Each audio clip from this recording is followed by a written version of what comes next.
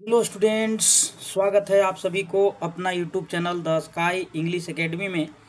देखिए, आज हम ऐसा टॉपिक पर बात करने जा रहे हैं जो 90% विद्यार्थियों को पता नहीं है कि उन्हें क्या पढ़ना है। वाट टू स्टडी, क्या उन्हें पढ़ना है। हम उसी चीज़ पर बात करेंगे, ठीक है।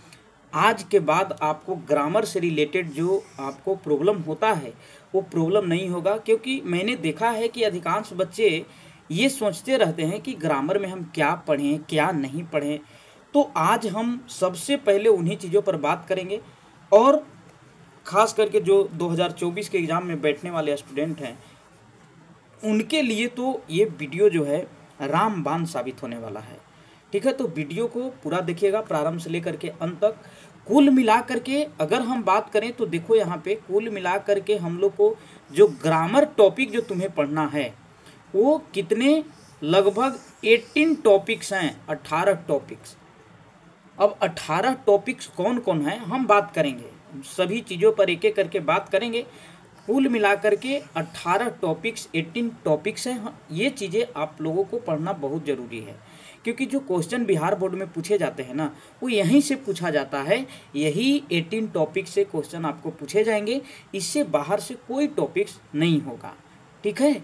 तो चलिए एक एक करके हम जानेंगे, मैं आपको बताऊंगा, हम आपको एक एक टॉपिक के बारे में बताएंगे, और बस ध्यान से आप लोग सुनो, ठीक है। क्योंकि मैंने अधिकांश विद्यार्थियों को ये देखा है कि वो पढ़ते तो हैं लेकिन ग्रामर में उन्हें ये पता नहीं है कि हम क्या पढ़ें, है ना, किन किन टॉपिक से क्वेश्चन पूछे जाएंगे। ये सबसे बड़ा समस्या है बिहार बोर्ड के विद्यार्थियों का। तो सबसे पहले हम उन्हीं चीज़ों को जो है क्लियर करेंगे और एक एक बातों को हम आपको बताएंगे।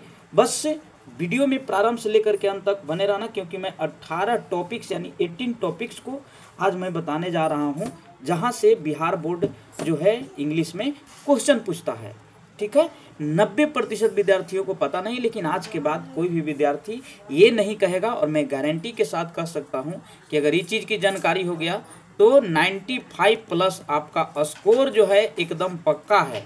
95% जो है, 95 प्लस आपका स्कोरिंग फिक्स है। कहाँ? BSCB में, यानी बिहार सेकेंडरी एग्जामिनेशन बोर्ड।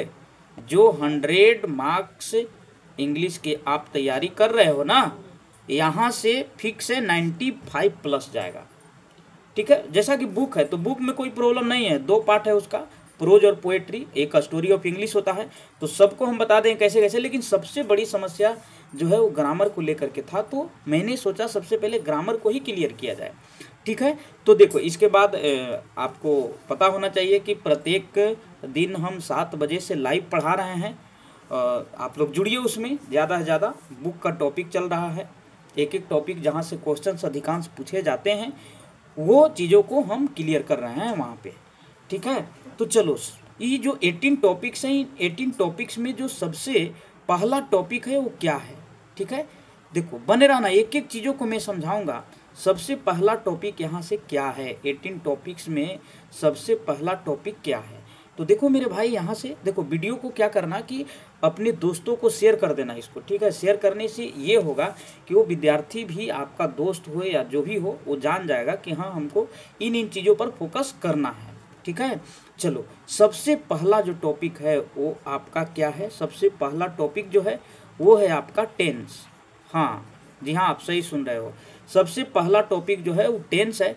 अब बात रहा कि टेंस से क्वेश्चन कैसा रहेगा, ध्यान से समझो।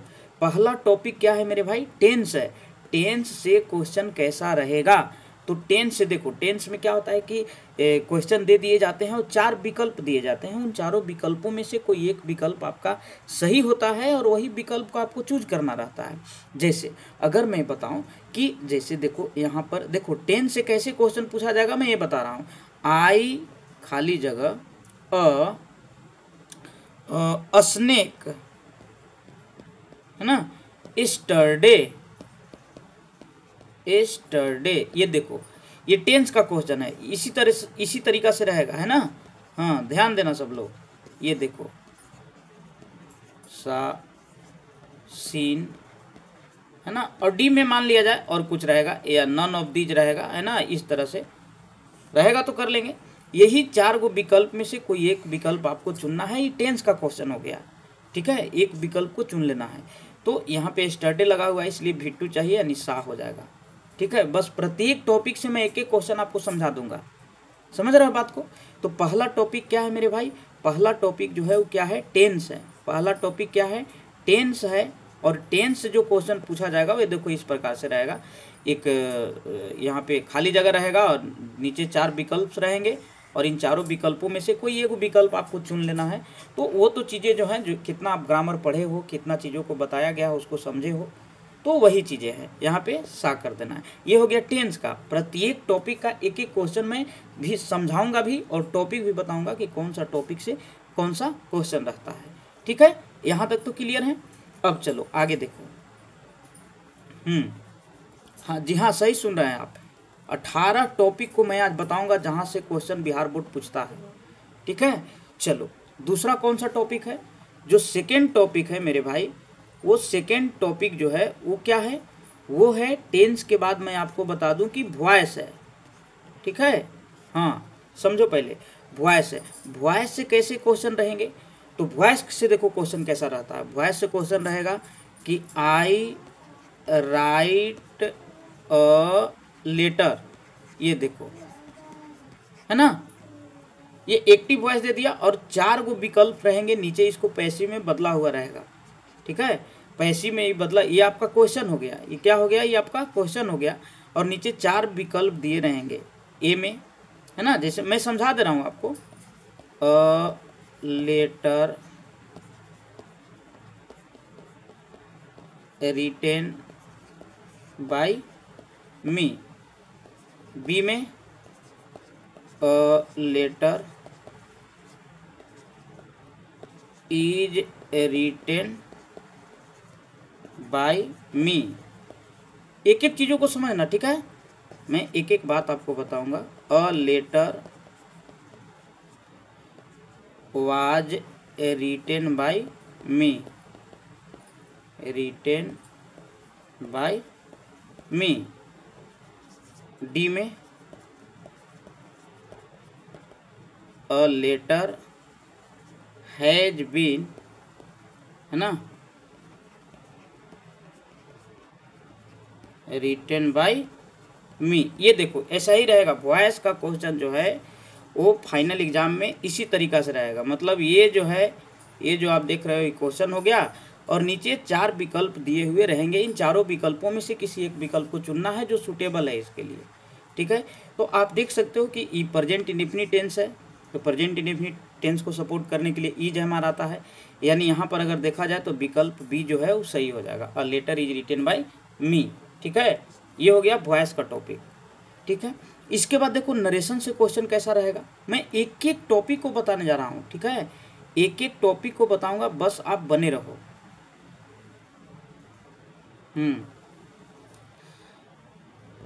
ये वॉइस हो गया, यानी दूसरा टॉपिक जो है मैं आपको बता दिया।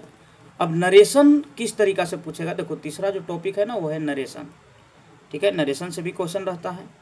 तीसरा जो आपका टॉपिक है वो क्या है, नरेशन है ना, कथन जिसको बोला जाता है नरेशन।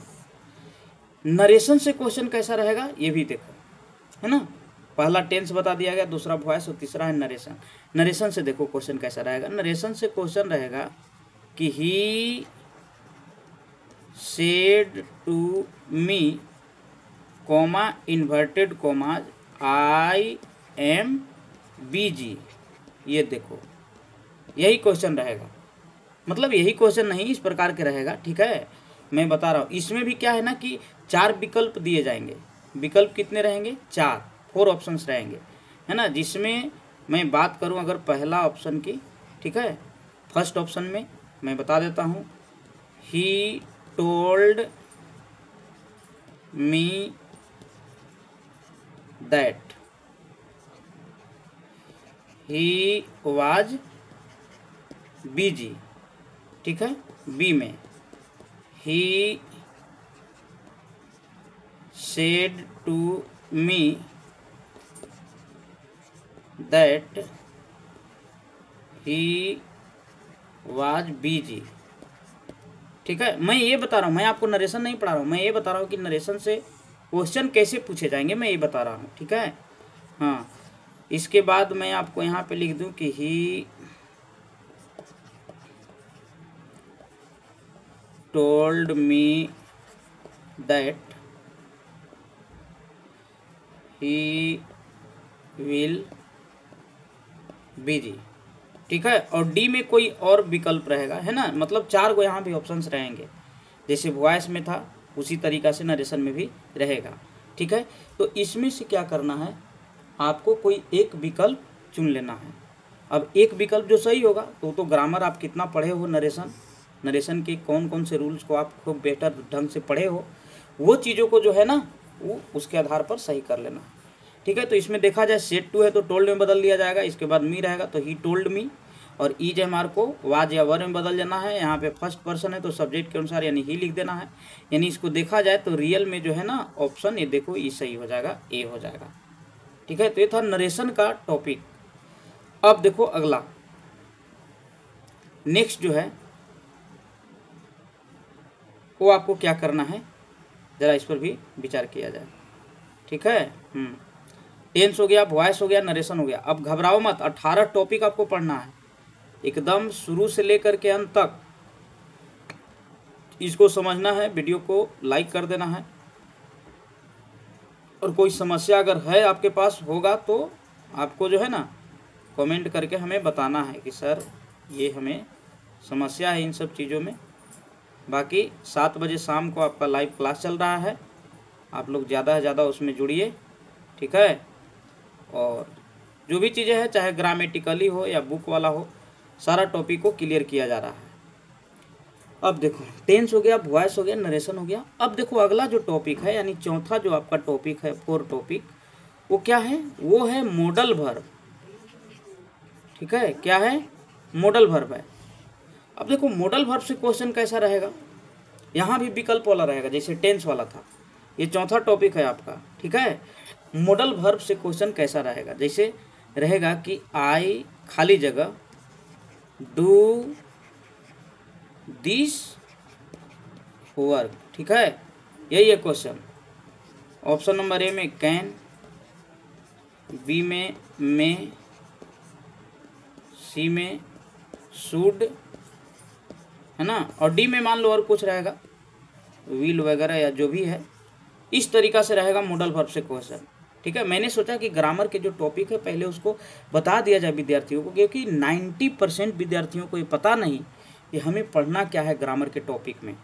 तो वो सारी चीज़ों को मैं बताऊंगा, आज क्लियर करूंगा। ठीक है। मॉडल वर्ब, तो मॉडल वर्ब से इस तरीका से पूछा जाएगा। अब बताओ यहाँ पे काम करने की बात कर रहा है, मतलब एक एबिलिटी कहो, है ना, या फिर उस काम को करने की पावर या कैपेसिटी कहो, तो उसको दिखलाने के लिए कैन का प्रयोग किया जाता है। इसमें से भी एगो विकल्प आपको चुन लेना है।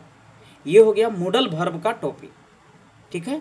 हाँ, इसके बाद देखो आगे आपको क्या करना है, ये था चौथा टॉपिक मॉडल वर्ब का। 18 टॉपिक है, 18 टॉपिक्स है, और सबको हमें बेहतर ढंग से बताना है और आप लोगों को पढ़ना है, जानना है। आज के बाद आपको प्रॉब्लम नहीं होगा कि जो हमें समस्या तुम लोग बताते हो वो समस्या अब नहीं होगा। ठीक है। चलो, तो 4 टॉपिक हो गया। अब देखो 5 टॉपिक जो है, 5वां जो टॉपिक है वो क्या है ना, 5वां टॉपिक जो है ये है आपका आर्टिकल। क्या है, आर्टिकल है। आर्टिकल है। देखो यहाँ से क्वेश्चन कैसा है, यहाँ से भी विकल्प वाला क्वेश्चन रहेगा। ठीक है। तो 5वां जो आपका टॉपिक है वो आर्टिकल। आर्टिकल से क्वेश्चन कैसा रहेगा मेरे भाई, तो देखो अगर रहेगा कि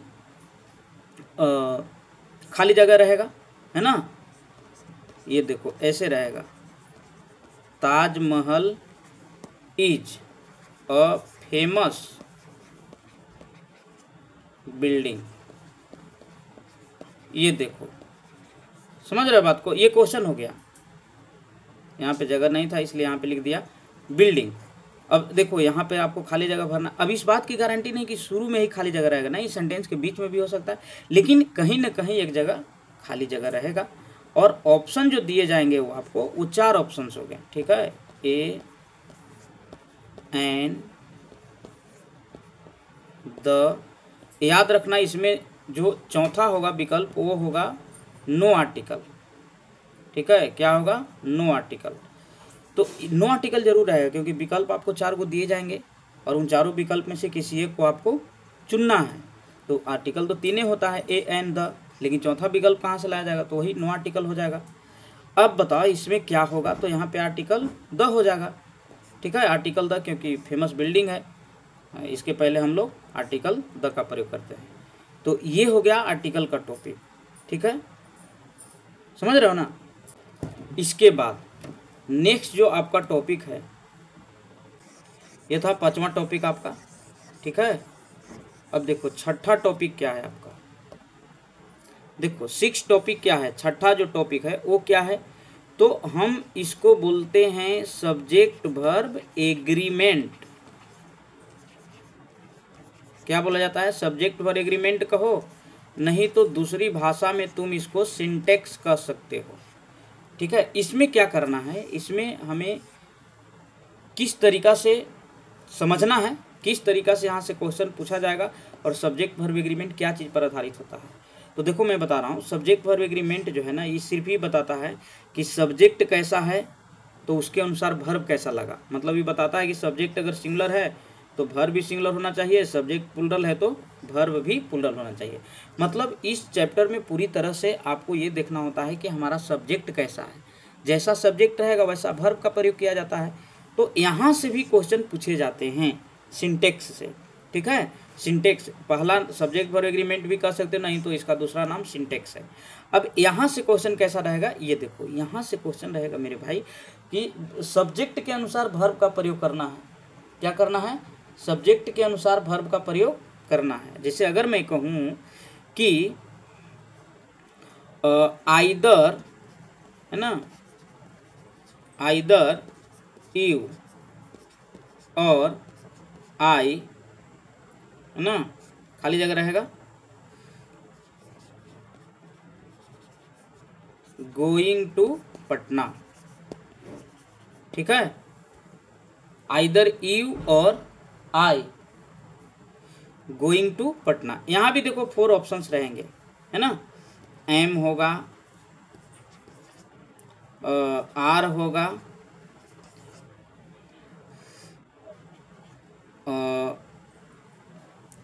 1 मिनट, हैज होगा, ठीक है, और डी में अगर और हम बात करें तो यहाँ पे वर्क कर देते हैं, ठीक है। इसी तरीका से रहेगा 4 विकल्प और इन चारों विकल्पों में से किसी एक विकल्प को आपको चयन करना है, ठीक है। ये देख करके कि हमारा सब्जेक्ट कैसा है, सब्जेक्ट अगर सिंगुलर होगा तो वर्ब सिंगुलर लगेगा, सब्जेक्ट प्लूरल होगा तो वर्ब प्लूरल लगेगा, ठीक है। तो देखो आइदर यू और आई, देखो इसका रूल है कंजक्शन से जुड़ा हुआ है ना, आइदर डॉट डॉट और, एक होता है नाइदर डॉट डॉट नॉर, फिर होता है not only dot dot but also. तो ये सब कंजक्शन की सब्जेक्ट वर्ब एग्रीमेंट का जो टॉपिक है वो आपको यूट्यूब चैनल पर अपलोडेड है, उसको आप लोग देख लेना। और इसके बाद फिर लाइव भी पढ़ाऊँगा, 7 बजे से लाइव क्लास चल रहा है, ठीक है। तो देखो यहाँ पर मेन सब्जेक्ट जो है ना, देखो इसको माना जाता है, यानी वर्ब भी हम लोग इसी के अनुसार प्रयोग करते हैं, इसी के अनुसार वर्ब का प्रयोग करना है। तो आई हम देख रहे हैं कि आई के साथ एम भी लगता है, बाकी आई के साथ आर नहीं लगता है, रिजेक्टेड है। आई के साथ हैज कभी नहीं लगेगा, रिजेक्टेड। अच्छा आप कहोगे कि सर हैज क्यों नहीं लगेगा, तो देखो आई के हम जानते हैं कि हैज जो है सिंगुलर वर्ब है, बट ये समझो कि आई के साथ हैज का प्रयोग नहीं होता, क्योंकि आई एक ऐसा प्रोनाउन है जो है सिंगुलर लेकिन वर्ब दोनों लेता है, सिंगुलर भी और प्लूरल भी। लेकिन हैज हैव की बात आएगा तो हमेशा प्लूरल वर्ब लेता है। तो आई के साथ हैव रहता तो कुछ चांसेस बनता था, लेकिन ये भी बात है कि हैव लगा देंगे तो आगे भी फोर का प्रयोग नहीं होगा, है ना। हाँ भी थ्री का प्रयोग होगा बट भी फोर का नहीं होगा, वर लगेगा नहीं ऐसी परिस्थिति में, तो ए हो जाएगा, यानी एम हो जाना चाहिए, ठीक है। तो ये था छठा टॉपिक सब्जेक्ट वर्ब एग्रीमेंट, या इसको तुम सिंटेक्स कह लो चलेगा। ये था 6 टॉपिक, टोटल 18 टॉपिक्स को समझना है, 18 टॉपिक आपको ग्रामर से पढ़ना है और एक एक चीज़ों को एकदम बेहतर ढंग से आप लोग समझो, क्योंकि मैंने देखा है कि विद्यार्थी लोग कैसे कंफ्यूज कर जाते हैं, वो जो है ना दुविधा में पड़ जाते हैं, उन्हें समझ में नहीं आता है कि ग्रामर में हम पढ़े तो क्या पढ़ें। लेकिन आज के बाद, इस वीडियो के बाद तुम्हें कोई प्रॉब्लम नहीं होगा, ठीक है। चलो 7वां टॉपिक क्या है, जो टॉपिक 7 है वो 7 टॉपिक क्या है, तो ये है प्रीपोजिशन। क्या है, प्रीपोजिशन, ठीक है। हाँ, प्रीपोजिशन, प्रीपोजिशन से क्वेश्चन कैसे रहेंगे, इन्हें हमें कैसे हैंडल करना है, तो देखो मैं सब बता रहा हूँ। प्रीपोजिशन जैसे इन, ऑन, एट, एबव, ये सब है ना, सब का अपना अपना रूल है, रूल पर आधारित रहेगा। कुछ फिक्स प्रीपोजिशन भी होते हैं, याद रखना। यहाँ से 2 प्रकार के क्वेश्चन पूछे जाएंगे, एक फिक्स प्रीपोजिशन होता है और एक ऐसा प्रीपोजिशन जो नाउन की अवस्था को दिखलाता है। जैसे अगर मैं कहूँ कि बुक वाज केप्ट, है ना, द टेबल, ये देखो ऑप्शन नंबर ए में हो जाएगा इन, बी में ऑन, सी में एट, डी में एबव। ये देखो इस तरीका से रहेगा। तो ये फिक्स प्रीपोजिशन नहीं है, ये पोजीशन को दिखलाने वाला है। क्या दिखलाने वाला है, पोजीशन, है ना, स्थिति को या फिर स्टेट, अवस्था को दर्शाने वाला है। यहाँ पे खाली जगह में जो भी आएगा वही दर्शाएगा कि किताब है कहाँ, टेबल पर है कि टेबल में है, मतलब इस तरह से। तो याद रखना है, किताब जो है वो ये दर्शाना चाह रहा है कि टेबल पर है, टेबल में नहीं, टेबल पर, ठीक है। तो टेबल पर है इसलिए ऑन लगा देंगे। तो इसको हम फिक्स प्रीपोजिशन नहीं कह सकते, ठीक है, ये फिक्स प्रीपोजिशन नहीं है। जब भी कोई प्रीपोजिशन ये दर्शाए कि नाउन किस हालात में है, किस अवस्था में है, तो वहाँ पर फिक्स प्रीपोजिशन हम उसको नहीं कर सकते। बट फिक्स प्रीपोजिशन रहेगा कैसा, वो देखो, ये फिक्स प्रीपोजिशन है, यहाँ पे ऑन लगा देना है क्योंकि किताब टेबल पर था, इस तरीका का भाव प्रकट करेगा। अब देखो यहाँ पे फिक्स प्रीपोजिशन, यहाँ से क्वेश्चन कैसा रहता है, दोनों चीज़ों को इसमें जानना है। बस प्रीपोजिशन में ही समझ लो कि फिक्स प्रीपोजिशन भी एक होता है और एक होता है पोजीशन को दिखलाने वाला या स्टेट को दर्शाने वाला। फिक्स प्रीपोजिशन में क्या होता है ना कि वर्ड पर ध्यान देना पड़ता है कि कौन सा वर्ड कौन सा अपना स्पेशल प्रीपोजिशन लेता है। जैसे अगर मैं यहाँ पर एक क्वेश्चन लिखूँ कि आई एम फॉन्ड ऑफ, एक minute, I am fond car, ये देखो, ठीक है। यहाँ पर मिल जाएगा आपको इन, ऑन, ऑफ, एट। देखो यहाँ पर जो है ना फिक्स प्रीपोजिशन ही नहीं है, सॉरी फिक्स प्रीपोजिशन है ये। फिक्स प्रीपोजिशन हम इसलिए कह रहे हैं क्योंकि ये अवस्था को नहीं दर्शाएगा। यहाँ पर फिक्स प्रीपोजिशन है कि वो अपना स्पेशल वर्ड ग्रहण कर लेगा, ठीक है।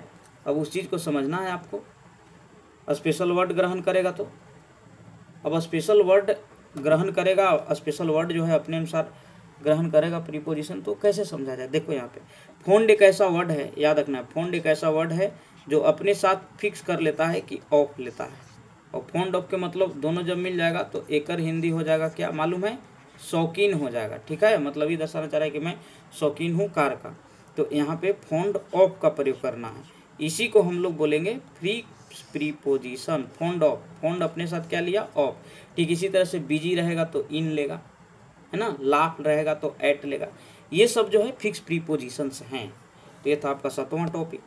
8वां टॉपिक को देखो, जो एट्थ जो आपका टॉपिक है उसको देखो कि वहाँ से क्वेश्चन कैसा रहेगा, है ना। 8वां टॉपिक को देखा जाए। 8वां टॉपिक है आपका जिरंड। क्या है, जिरंड। जिरंड किसे कहते हैं, वर्ब के चौथा रूप जो काम करे, नाउन या प्रनाउन का, हम उसको जिरंड कहते हैं। अब यहाँ से कैसा क्वेश्चन रहेगा, तो यहाँ से जिरंड का जितने भी रूल्स हैं वो सबको पढ़ लेना है, ठीक है। इसका भी वीडियो अपलोडेड है यूट्यूब पर, देख लेना, द स्काई इंग्लिश एकेडमी पर, वो सारी चीज़ आप लोग देख लीजिएगा और समझ में आ जाएगा। बस ये मैं बता रहा हूँ कि कैसे क्वेश्चन रहेगा। क्वेश्चन जैसे मान लो कि प्रारंभ में भी खाली जगह दिया जा सकता है, बीच में भी दिया जा सकता है, लास्ट में भी दिया जा सकता है, हम बता रहे हैं आपको। ये देखो इस तरह से क्वेश्चन रहेगा, गुड एक्सरसाइज, एक्सरसाइज, ठीक है। यहाँ पे देखो walk,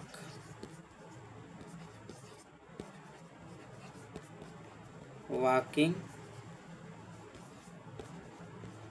walks,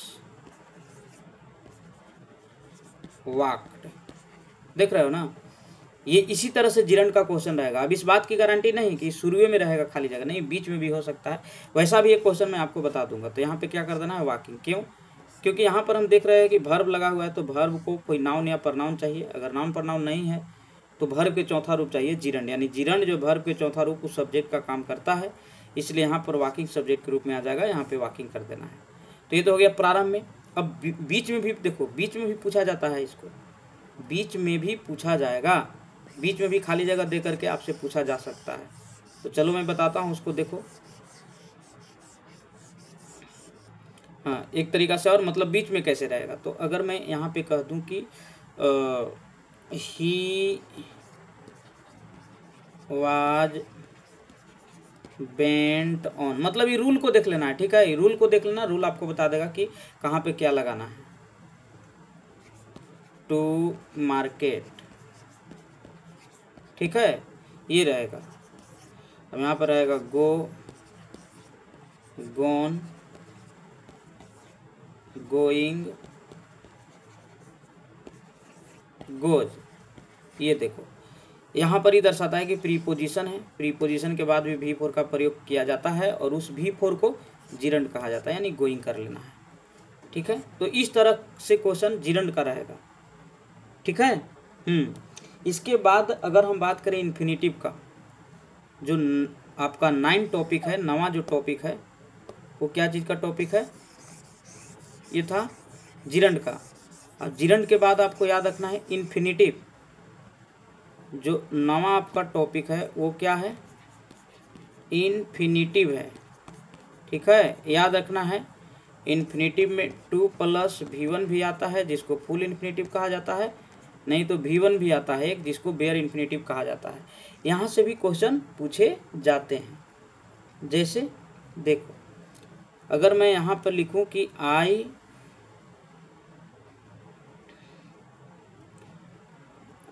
M to market, ये देखो इस तरह से क्वेश्चन रहेगा इन्फिनिटिव से। ऑप्शन नंबर ए में गो, बी में टू गो, सी में टू गॉन, डी में गोज। तो यहाँ पे क्या करोगे, इज एम आर के साथ 2 + V1 का प्रयोग होता है। V4 भी होता है, बट V4 ऑप्शन में नहीं है। 2 + V1 यानी टू गो हो जाएगा, मतलब मैं बाजार जाने वाला हूँ, टू गो। ये हो गया आपका फुल इन्फिनिटिव, ठीक है। इन्फिनिटिव को 2 भाग में बांटा गया है, फुल इन्फिनिटिव, एक बेयर इन्फिनिटिव। तो ये फुल इन्फिनिटिव से क्वेश्चन हो गया। अब बेयर इन्फिनिटिव से क्वेश्चन कैसा रहेगा, ये देखो। बेयर इन्फिनिटिव सिर्फ V1 को बोला जाता है। बेयर इन्फिनिटिव किसको बोला जाता है, सिर्फ V1 को। अब सिर्फ V1, जैसे देखो यहाँ पे क्वेश्चन रहेगा, let me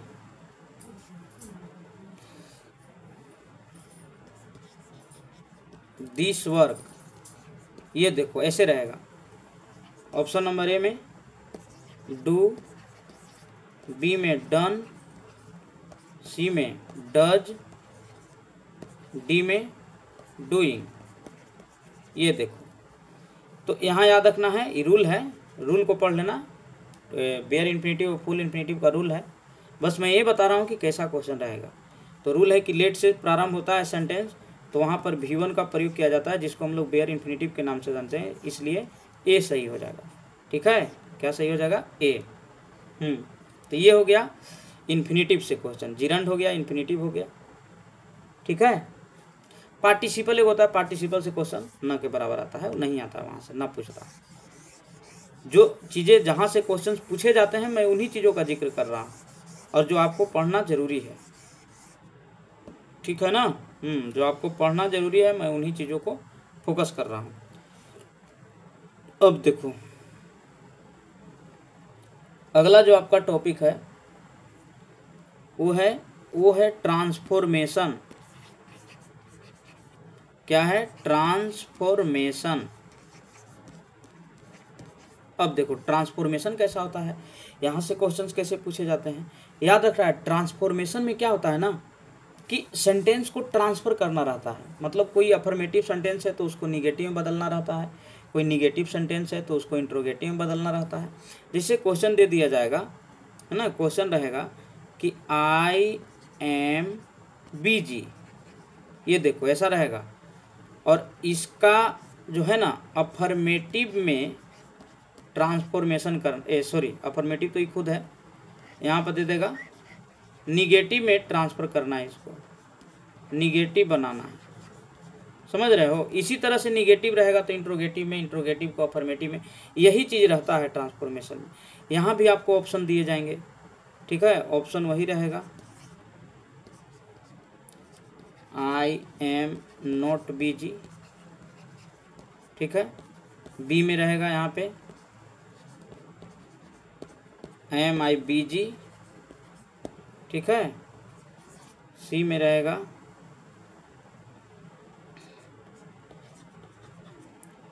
I am busy, अंत में देखो चिन्ह दे दिया जाएगा एम आई बिजी, ये देखो इस तरह से रहेगा। मतलब ट्रांसफॉर्मेशन में क्या होता है ना कि सेंटेंस को देखना पड़ता है कि अफर्मेटिव से निगेटिव में चेंज करना हो, निगेटिव से अफर्मेटिव में चेंज करना हो, या इंट्रोगेटिव में चेंज करना हो, या WH में चेंज करना, यही चीज़ है ट्रांसफॉर्मेशन में और कुछ नहीं है, ठीक है। तो आई एम बिजी को निगेटिव में जब बदलोगे तो नोट लगा देना है, यानी ये हो जाएगा, ठीक है। तो मैं आपको क्वेश्चन नहीं बता रहा हूँ, मैं रूल नहीं बता रहा हूँ, मैं ये बता रहा हूँ कि जो टॉपिक है जहाँ से क्वेश्चन पूछे जाते हैं वो किस तरह से हमें पढ़ना जरूरी है और किस तरह से उसको हैंडल करना है। ये हो गया ट्रांसफॉर्मेशन। इसके बाद देखो जो 11वां टॉपिक है वो क्या है ना, जो टॉपिक नंबर 11 है वो क्या है ना। 11वां जो आपका टॉपिक है वो क्या है, प्रोनाउन, ठीक है, प्रोनाउन। इसमें भी 4 विकल्प दिए जाएंगे आपको और उन चारों विकल्प में से किसी एक विकल्प को चुन लेना है। तो ये प्रोनाउन से क्वेश्चन तो वही 4 गो विकल्प वाला रहेगा, बाकी रूल आप याद रखोगे तो रूल के अनुसार होगा। जैसे कैसे, अगर यहाँ पर मैं लिख दूँ कि मोहन इज टॉलर देन, है ना, ये देखो खाली जगह रहेगा। बाकी अब रूल याद रखना, रूल याद रखोगे तो क्लियर होगा, ठीक है। आई यहाँ पे दिया हुआ रहेगा, यहाँ पे मी, है ना, यहाँ पर माइन, यहाँ पर माई। अभी चारों विकल्प में से कोई एक विकल्प चुन लेना है। तो रूल कहता है कि देन के बाद आने वाला जो प्रोनाउन होता है वो सब्जेक्टिव केस में होता है, और आई जो है ये सब्जेक्टिव केस है, इसलिए आई सही हो जाएगा। ये प्रोनाउन का टॉपिक हो गया, समझ रहे हो। हाँ, इसके बाद देखो अगला जो है 12वां जो आपका टॉपिक है वो क्या है। मैं रूल नहीं बता रहा हूँ, मैं सिर्फ ये बता रहा हूँ कि देखो बाबू क्वेश्चन कैसे पूछे जाते हैं। मैं इस चीज़ को बता रहा हूँ कि क्वेश्चन जो है वो ग्रामर से कैसे पूछे जाते हैं, क्योंकि 90% विद्यार्थियों को ये पता नहीं है कि भाई हम पढ़ें तो क्या पढ़ें। तो आज इस वीडियो में पूरा मैं क्लियर करने वाला हूँ, आपको दिक्कत नहीं होगा, ठीक है। इडियम्स होता है, क्या होता है, इडियम्स या फ्रेजेज। देखो भाई, मुहावरा या फ्रेज के मतलब होता है वाक्यांश क्रिया, इसको फ्रेजेज भी कह सकते हो, या फिर एक चीज़ और कह सकते हो फ्रेजल वर्ब, फ्रेजल वर्ब, ठीक है। जिस वर्ब के साथ एक प्रीपोजिशन आकर उसका अर्थ बदल दे उसको फ्रेजल वर्ब बोलते हैं। और फ्रेजल वर्ब को ही फ्रेजेज भी कह सकते हो। इडियम थोड़ा सा अलग होता है, ठीक है, इडियम मुहावरा अभी कैसा होता है, तो इसका कुछ मैं इम्पोर्टेंट जो इडियम होंगे उसको वीडियो हम अपलोड कर देंगे, उसको आप लोग देख लीजिएगा। लेकिन अभी फिलहाल मैं बता रहा हूँ, देखो कैसा रहेगा ये क्वेश्चन इडियम से। इडियम से रहेगा अ रेड लेटर डे, ये देखो ये हो गया आपका क्वेश्चन, अ रेड लेटर डे। हिंदी वहाँ पे नहीं दिया हुआ रहेगा, याद रखना है। अ रेड लेटर डे के हिंदी होता है महत्वपूर्ण दिन। क्या होता है, महत्वपूर्ण दिन, समझ रहे हो। लेकिन हिंदी वहाँ नहीं रहेगा, हिंदी वहाँ नहीं रहेगा। अब इसमें भी 4 विकल्प आपको दिए जाएंगे, है ना। बैड डे, ये देखो इसे रहेगा।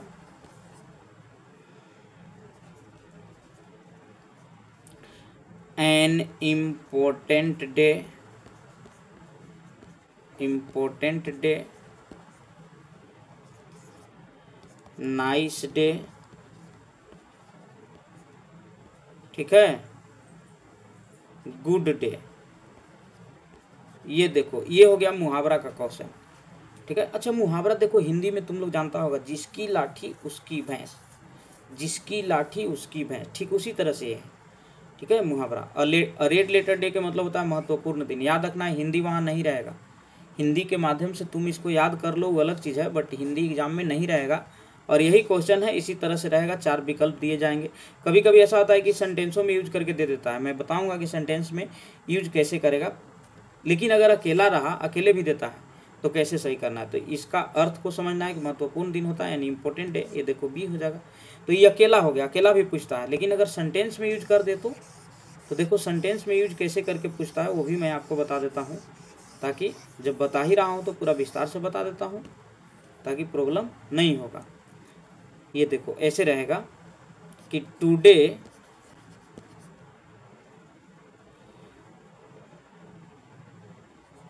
Is a red letter day for me. मतलब ये हुआ कि आज मेरे लिए रेड लेटर डे है। तो ये समझो, ये क्या करेगा एग्जाम में, ये देखो इसको अंडरलाइन कर देगा। क्या करेगा? अंडरलाइन करेगा और तुमसे पूछेगा कि इसका करेक्ट मीनिंग बताओ, इसका करेक्ट मीनिंग क्या होगा। तो वही चारों विकल्प रहेंगे, ए में रहेगा, बी में रहेगा, है ना, सी में वही जो बताए थे, an important day, important day, वही तो सही करना है इसको, क्योंकि पता है कि रेड लेटर, अरे वही अर्थ रहेगा, सेंटेंस में यूज करने से क्या होगा, बट वही रहेगा, जो अर्थ जो है उसका वही रहेगा, ठीक है। अब फ्रेजेज या फ्रेजल वर्ब दोनों लगभग सेम चीज़ है। फ्रेजल वर्ब कैसे क्वेश्चन रहेगा, तो याद रखना फ्रेजल वर्ब भी 2 तरीक़ा से पूछेगा, अकेला भी पूछ सकता है और नहीं तो सेंटेंस में भी यूज करके पूछ सकता है। कैसे, देखो इसको भी याद रखना पड़ेगा आपको। फ्रेजल वर्ब को मैं बता दूंगा, एग्ज़ाम और नज़दीक आएगा, मैं इसका वीडियो जो है अपलोड कर दूंगा, उसको देख लेना आप लोग। तो फ्रेजल वर्ब कैसे रहता है, जैसे देखो यहाँ पर अगर मैं लिख दूँ ब्रेक इनटू, ब्रेक इनटू, ठीक है, हिंदी वहाँ पे नहीं रहेगा, बट यहाँ पर मैं हिंदी लिख दे रहा हूँ क्योंकि हिंदी की माध्यम से ही तुम उसको सही कर पाओगे। तो ब्रेक इनटू के मतलब होता है बलपूर्वक, बलपूर्वक प्रवेश करना, ठीक है। ऐसे ऐसे बहुत फ्रेजल वर्ब हैं, मैं तो ये आपको डेमो बता रहा हूँ कि देखो कैसे क्वेश्चन पूछेगा। तो पूछेगा ये वाला ब्रेक इनटू लिख करके और पूछेगा कि इसका करेक्ट मीनिंग बताओ, और 4 गो ऑप्शन दिया हुआ रहेगा, है ना, 4 गो ऑप्शन दिया हुआ रहेगा। इंटर स्लोली बी में,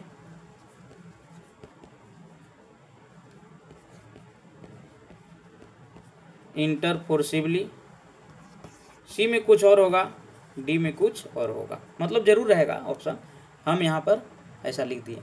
अब बताओ ब्रेक इनटू के मतलब होता है बलपूर्वक प्रवेश करना। तो बताओ बलपूर्वक प्रवेश करना की इंग्लिश क्या होना चाहिए, ठीक है, इंटर फोर्सिबली, मतलब प्रवेश करना वो भी फोर्स के साथ, बल के साथ, तो बी सही करना है, इस तरह से रहेगा। अब कहोगे सर सेंटेंस में कैसे यूज करेगा, तो सेंटेंस में देखो सेंटेंस में भी देता है, कभी कभी ऐसा होगा कि तुमको अकेला भी दे देगा और कभी कभी सेंटेंस में भी यूज करता है। तो सेंटेंस में अगर यूज करे तो क्या करना है, कैसे रहेगा, तो देखो रहेगा कि अ थीप, देखो हम सेंटेंस में यूज कर रहे हैं, अ थीप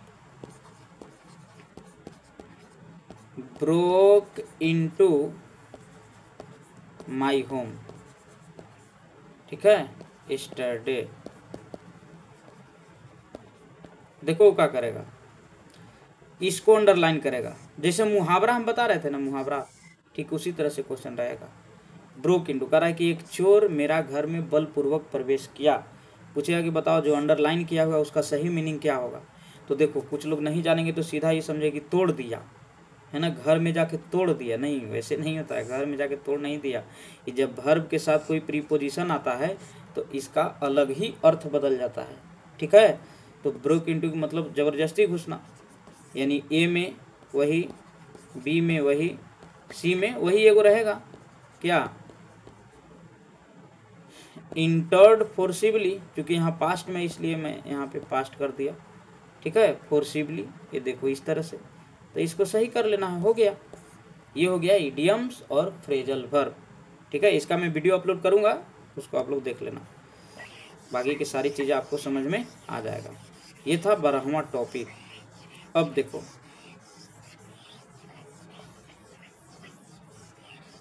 13वां टॉपिक में क्या है, यानी 13 में, टॉपिक नंबर 13 में क्या पढ़ना है आपको, स्पेलिंग करेक्शन। Spelling correction.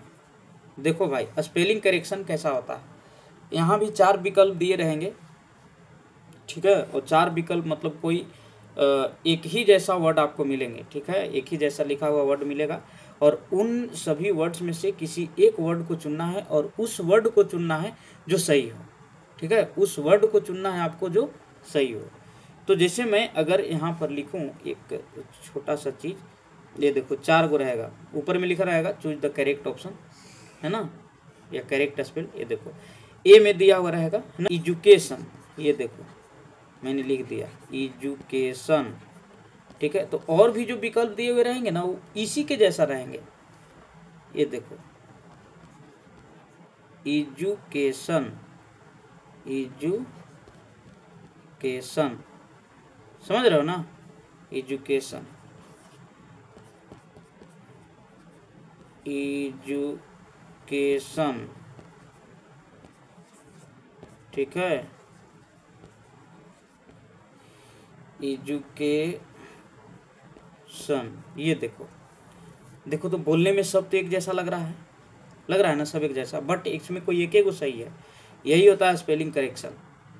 तो सही स्पेलिंग को चुनना है आपको। तो सही स्पेलिंग क्या है, एजुकेशन है, ठीक है, एजुकेशन है।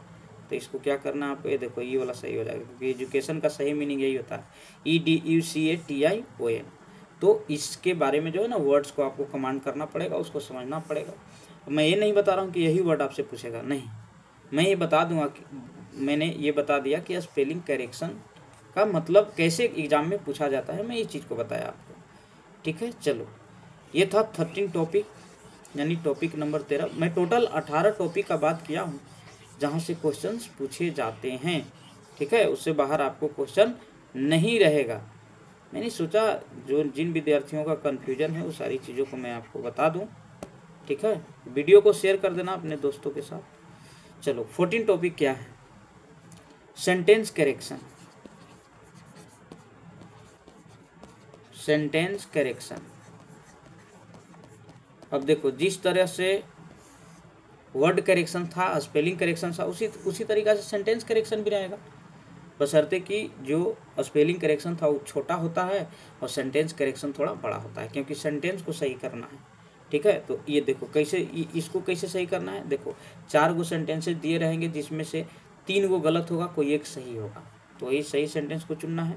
जैसे रहेगा कि आई एम प्लेइंग नाउ, ठीक है, ये हो गया। फिर देखो बी में I was playing now, ठीक है। सी में I have playing now, ठीक है। डी में I plays now। देखो इसका भी रूल समझना होगा आपको, क्योंकि सेंटेंस करेक्शन जो होता है ना वो ग्रामर से ही रिलेटेड होता है। ग्रामर से रिलेटेड का मतलब जितना ज़्यादा ग्रामर तुम्हारा स्ट्रॉन्ग रहेगा उतना ही ज़्यादा जो है इस पर कमांड होगा। अब इस बात की गारंटी नहीं, सेंटेंस करेक्शन में कहीं से भी पूछ देगा, आर्टिकलों से पूछ देगा, tense, voice, narration, question tag, ठीक है, ग्रामेटिकली ही पूछा जाता है। तो देखो यहाँ पे नाउ लगल है तो इसलिए ई वाला सही हो जाएगा, क्योंकि प्रेजेंट कंटिन्यूअस टेंस के साथ नाउ का प्रयोग होता है एडवर्ब का, तो ये सही हो जाएगा। ये हो गया आपका सेंटेंस करेक्शन। अब देखो सेंटेंस करेक्शन के बाद जो 15वां टॉपिक है वो कैसा होगा, उस वीडियो को एकदम प्रारंभ से लेकर के अंत तक तुम लोग देख लेना, सारा चीज़ जो है वो क्लियर हो जाएगा, ठीक है। हाँ, मैं एक एक चीज़ों को बताऊंगा, एक एक चीज़ों को मैं बताऊंगा। अब देखो 16वां क्वेश्चन जो है, 16वां जो आपका टॉपिक है वो कैसा रहेगा। 16वां टॉपिक है 1 वर्ड सब्स्टिट्यूशन, सब्स्टिट्यूशन, इसी को हम लोग शॉर्ट में बोलते हैं OWS। देखो यहाँ से भी क्वेश्चन पूछा जाता है, ठीक है। तो ये सब वर्ड पर आधारित है ना, वर्ड पर आधारित है। जैसे रहा जाए, इसमें क्या होता है कि अनेक शब्दों के एक शब्द, इसको हम लोग बोलते हैं अनेक शब्दों के एक शब्द बोला जाता है ये। तो वन वर्ड सब्स्टिट्यूशन में होता क्या है ना कि एक बहुत बड़ा लिखा हुआ रहेगा वर्ड और उसका छोटा मीनिंग निकालना है। जैसे देखो मैं बता रहा हूँ, अगर मैं कहूँ कि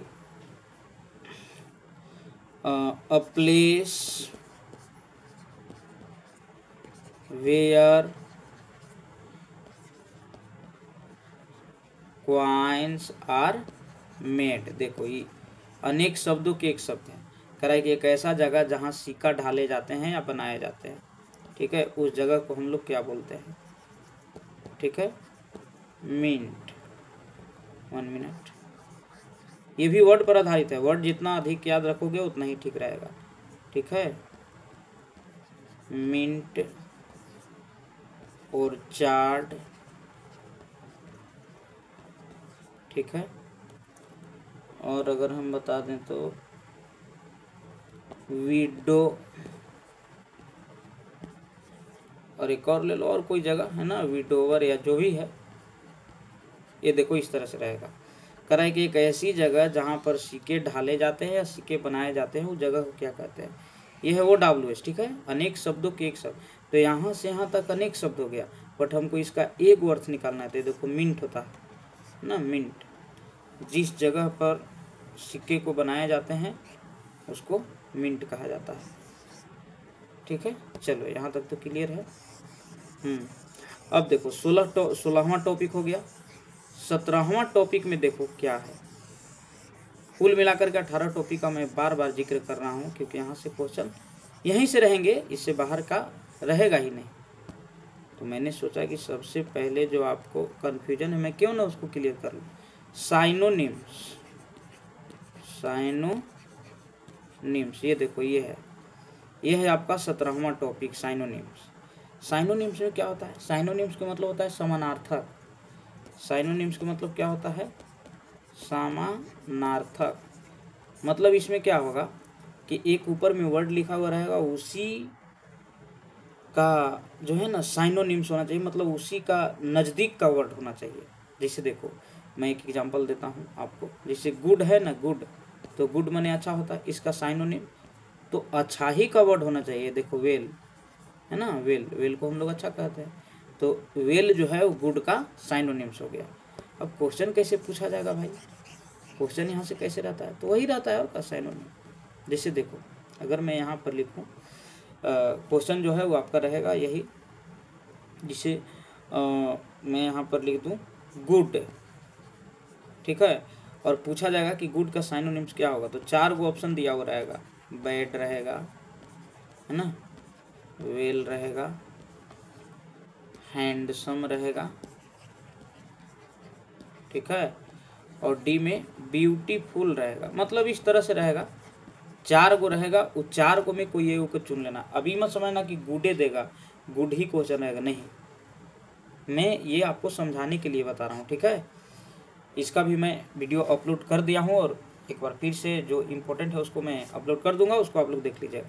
तो गुड मने सबको पता है, यही आपका क्वेश्चन हो गया, ठीक है। यहाँ क्वेश्चन नंबर दिया हुआ रहेगा यहाँ पे, ठीक है, और गुड लिख करके पूछेगा कि इसका सही साइनोनिम्स बताओ क्या होगा।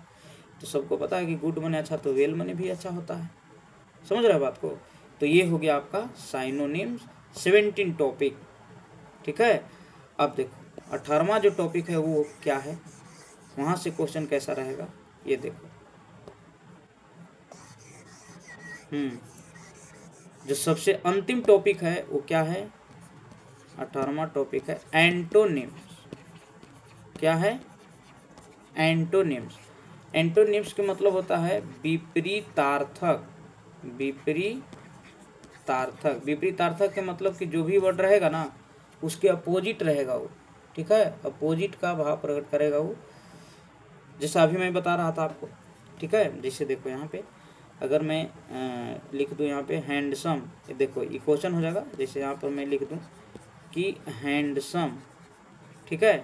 हैंडसम का एंटोनिम्स खोजना है, ठीक है। तो 4 गो ऑप्शन दिया हुआ रहेगा, बैड, ठीक है, गुड, सी में,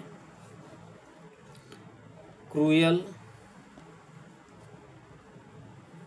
डी में, और कुछ लिख लिया जाए यहाँ पे, है ना, थीप। ये देखो इस तरह से इसमें पूछा जाए कि बताओ सही इसका एंटोनिम्स क्या होगा, यानी विपरीत। तो सुंदर के विपरीत क्या होगा, निर्दयी, क्रूयल या क्रूप जिसको हम लोग बोलते हैं, है ना।